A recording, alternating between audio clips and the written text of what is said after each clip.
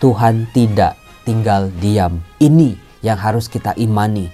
Ini yang harus ada hidup di pikiran kita. Tuhan tidak akan tinggal diam. Tuhan yang kita kenal dalam perjanjian lama maupun dalam perjanjian baru adalah Tuhan yang berbelas kasih. Adalah Tuhan yang selalu berbela rasa. Adalah Tuhan yang tidak cuman diam saja di tahtanya di surga, tapi Tuhan yang campur tangan dalam kehidupan umatnya, apalagi mereka yang tertindas. Salam damai sejahtera saudara-saudara yang terkasih pencinta firman Tuhan. Berjumpa kembali dengan Bible Learning with Father Joseph. Terima kasih Anda tidak pernah bosan-bosannya dalam membaca firman Tuhan.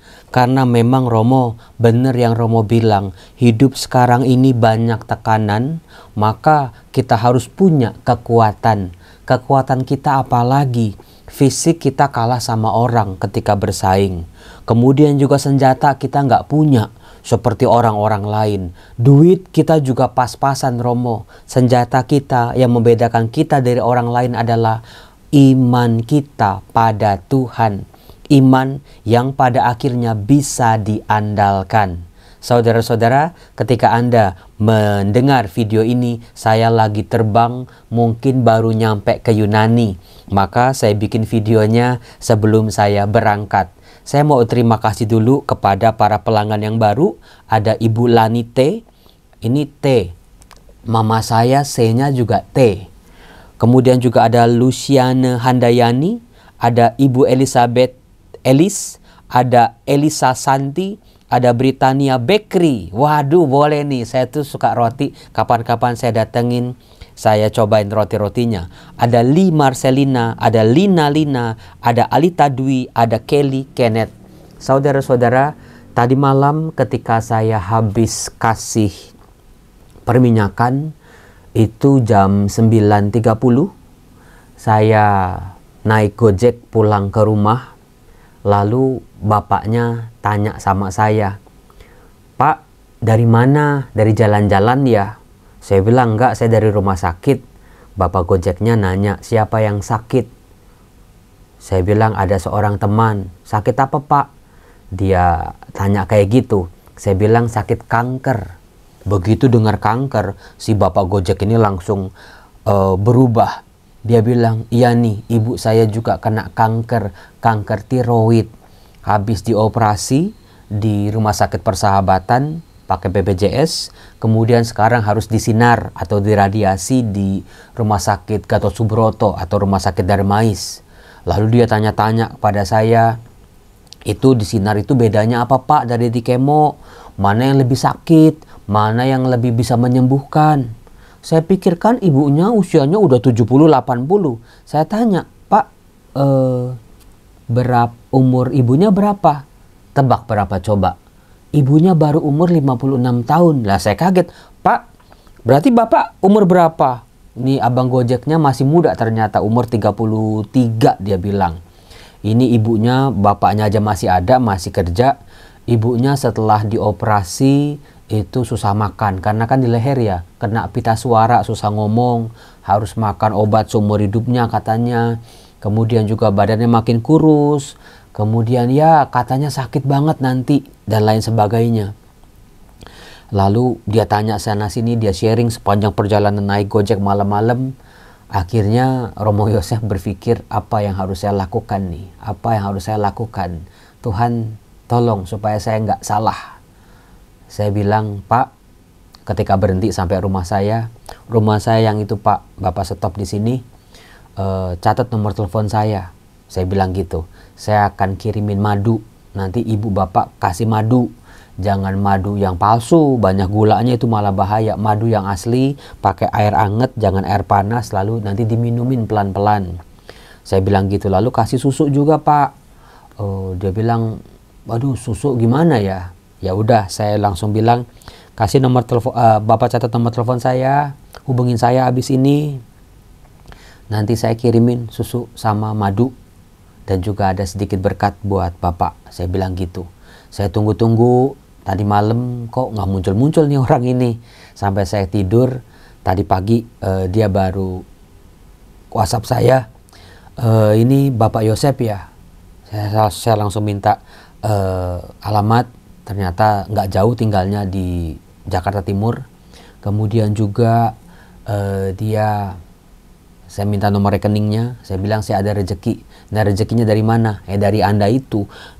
Pelanggan Bible Learning, lumayan kan 1-2 orang bisa bantu orang ini. Karena jumlahnya biar saya sama Tuhan yang tahu.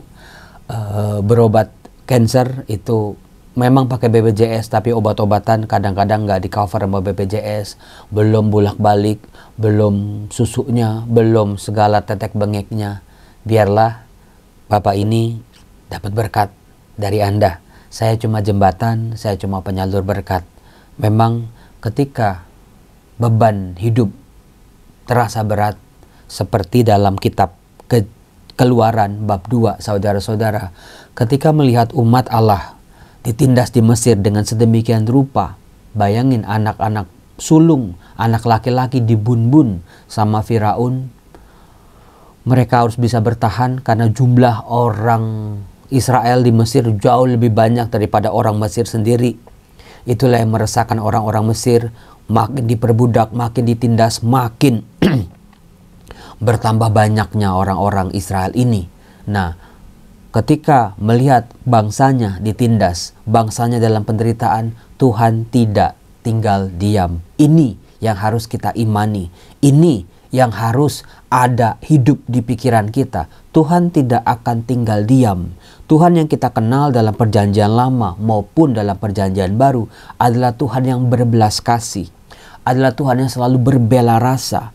Adalah Tuhan yang tidak cuma diam saja di tatanya di surga, tapi Tuhan yang campur tangan dalam kehidupan umatnya, apalagi mereka yang tertindas, apalagi mereka hidupnya sedang berat-beratnya. Tuhan selalu campur tangan dengan cara-caranya. Bisa jadi saudara-saudara, oh Tuhan, saya minta utang saya di lunasin Tuhan, tapi kok nggak lunas-lunas juga ya. Tuhan bekerja dengan cara-caranya yang sebetulnya kalau kita bisa kerjasama dengan rahmat Tuhan ini, selain buat bayar utang, Tuhan akan menyediakan berkat-berkat yang lain. Tapi kita manusia sukanya itu instan. Tuhan kita jadiin kayak dispenser aqua. Wah, mau panas pencet merah, mau biru pencet, mau dingin pencet biru. Tuhan tidak seperti itu. Tuhan juga bukan ATM bank. Kita tinggal pencet gitu ya, nanti keluar duit, ada saldonya enggak? Punya iman enggak? Iman adalah saldo kita sebetulnya saudara-saudara. Maka milikilah iman. Bukan iman yang anget-anget ayam. Bukannya iman yang kalau seneng doang. Bukannya iman kalau ya lagi susah doang. Iman yang kokoh, iman yang kuat. Iman yang mampu bertahan. Orang yang bisa memiliki iman yang kuat bertahan ini, itu nggak dapat beli di jalan, itu nggak ada. Ataupun cuma belajarnya setahun 2 tahun, itu nggak. Tapi iman yang kokoh dan kuat belajarnya adalah sepanjang hidup. Ada jatuh bangunnya. Orang beriman juga ada sakitnya, ada gagalnya, ada ditipunya kok. Ada berantakannya juga pernah. Orang beriman marah sama Tuhan juga bisa jadi kok. Ayub aja kan marah sama Tuhan, bukan? Itu menjadi bagian dari orang beriman. Tapi orang beriman, apapun yang terjadi dalam kehidupannya, tetap percaya pada kuasa. Ada kuasa yang sedang bekerja, yang jauh lebih besar daripada kuasa-kuasa di kolong langit ini. Maka dari itu saudara-saudara, pemazmur, Mazmur 69 mengatakan, hai orang-orang yang rendah hati, carilah Allah, maka hatimu akan hidup kembali. Hati itu sumber, pusat hidup dalam tradisi Alkitab. Maka kalau rezekimu lagi mati, kebahagiaanmu lagi kering, kesehatanmu lagi ancur-ancuran, kebahagiaanmu lagi aut-autan, hai orang-orang rendah hati, carilah Tuhan. Orang rendah hati kan dia ketika minta sama Tuhan, dia nggak langsung Tuhan saya minta ini. Pokoknya kalau nggak minta saya ntar nggak mau berdoa lagi. Itu sombong jatuhnya. Tuhan pokoknya harus Tuhan. Itu bukan orang yang rendah hati. Orang yang rendah hati adalah dia tahu nih, siapa dirinya di hadapan Tuhan. Maka sebetulnya buat manusia minta pun sama Tuhan, sebetulnya dia akan gak enak. Dia akan merasa sungkan, dia merasa tidak pantas sebetulnya. Minta gitu kayak pengemis aja Romo. Tapi Tuhan berbelas kasih. Apapun yang kita minta Tuhan dengarkan. Asal kita punya rasa percaya, punya iman yang cukup, punya saldo yang cukup di rekening rohani kita, saudara-saudara. Bukan soal uang ini, bukan soal kolekte, berapa dana yang kita sumbangkan di gereja, bukan itu. Tapi rasa percaya kita. Tahan uji enggak? Ketika diuji itu iman melempem enggak? Ketika ada masalah dikit langsung kabur enggak? Langsung berbalik dari Tuhan enggak? Ketika dikasih senang sedikit langsung lupa sama Tuhan enggak? Itu kan penyakitnya manusia. Ketika susah, wah Tuhan, Tuhan, Tuhan. Ketika senang mah lupa. Ketika udah sibuk, dapat pekerjaan, dapat penghasilan, bisa jalan-jalan ke luar negeri, ke gereja aja susahnya minta ampun. Bisa nih, wah beli ini, beli itu. Doa aja, duduk, diam aja, 5 menit aja udah mahal banget. Hitung-hitungan sama Tuhan. Aku udah nih, udah dong. Berdoa udahlah, gak usah panjang-panjang. Hitung-hitungan sama Tuhan ujung-ujungnya. Orang yang rendah hati, carilah Tuhan, maka hatimu akan hidup kembali. Miliki sikap rendah hati ini di hadapan Tuhan. Salah satu tokoh yang rendah hati di hadapan Tuhan itu namanya Musa. Buat saya tokoh Musa ini memang luar biasa. Untuk seorang Musa sampai punya sikap rendah hati ini, itu kan hasil dari pergumulan dia. Hasil dari bagaimana pencarian dia. Bagaimana tidak, dia orang Ibrani, dari keluarga Ibrani, ibu bapaknya orang Ibrani, saudara-saudaranya orang Ibrani. Tapi karena kakak perempuannya Miriam yang dengan kecerdasannya dia sampai membuat Musa diangkat oleh putri Firaun dan tinggal di istana Firaun. Itu kan kalau orang sombong, wah dia bisa. Anak angkatnya Firaun, bayangin coba. Tinggal di istana, makan semua sudah tersedia, ajudan-ajudan, prajurit-prajurit sudah siap. Kalau dia mau sombong, ngapain dia mau turun-turun ngelihat orang Ibrani sedang ditindas oleh orang-orang Mesir? Kalau Musa nggak rendah hati, ya dia akan menikmati kehidupan istana yang foya-foya, pesta, makanan berlimpah. Tapi ini bukti dari Musa, dia punya kerendahan hati, dia mau turun. Dia lihat ada orang Ibrani ditindas, maka dia membelanya sampai-sampai dia membunuh orang Mesir. Tapi apa yang terjadi? Dia malah diusir sama orang-orang Ibrani sendiri karena identitasnya masih menjadi orang Mesir. Itulah yang membuat dia akhirnya kabur. Jadi yang namanya orang beriman, orang rendah hati, orang yang suci juga ditempa dalam kehidupan. Dalam suka duka, gagal berhasil, sehat maupun sakit. Terbuang, teraniaya juga. Disitulah iman menjadi kuat. Iman memperoleh akar yang luar biasa. Maka semua kesulitan kita adalah sebuah kesempatan buat kita memanjangkan akar-akar iman kita. Berakar pada Tuhan sendiri. Pada akhirnya saudara-saudara, ketika Musa akhirnya dia membela orang-orang Ibrani, dikatakan di ayat 11, pada suatu hari ketika Musa telah dewasa, ia keluar mendapatkan saudara-saudaranya untuk melihat kerja paksa mereka. Lalu dilihatnya seorang Mesir memukul seorang Ibrani, seorang dari saudara-saudaranya itu. Ia menoleh ke sana ke sini, dan ketika dilihatnya tidak ada orang, dibunbunnya orang Mesir itu dan disembunyikannya mayatnya dalam pasir. Keesokan harinya Musa keluar lagi, didapatinya 2 orang Ibrani telah berkelahi. Ia bertanya kepada yang bersalah, "Mengapa kau pukul temanmu itu?" Jawab orang itu, "Siapakah yang mengangkat engkau menjadi pemimpin dan hakim atas kami? Apakah engkau bermaksud membunbun kami, sama seperti engkau telah membunbun orang Mesir itu?" Waduh, kena batunya itu. Mau ngebelain, serba salah. Dipukul balik, jadi bumerang buat Musa. Jadi Musa ini bebannya berat juga. Sebelum dia menjadi tokoh pemimpin, tokoh yang hebat, tokoh yang luar biasa dalam Taurat, dididik secara luar biasa juga. Sama orang Ibrani yang gak diakui, sama orang Mesirnya juga mungkin dipertanyakan. Itulah yang membuat Musa menjadi takut. Nah, Firaun mendengar peristiwa itu, berikhtiar untuk membunbun. Nah, itu dia, mau dibunbun ini si Musa ini.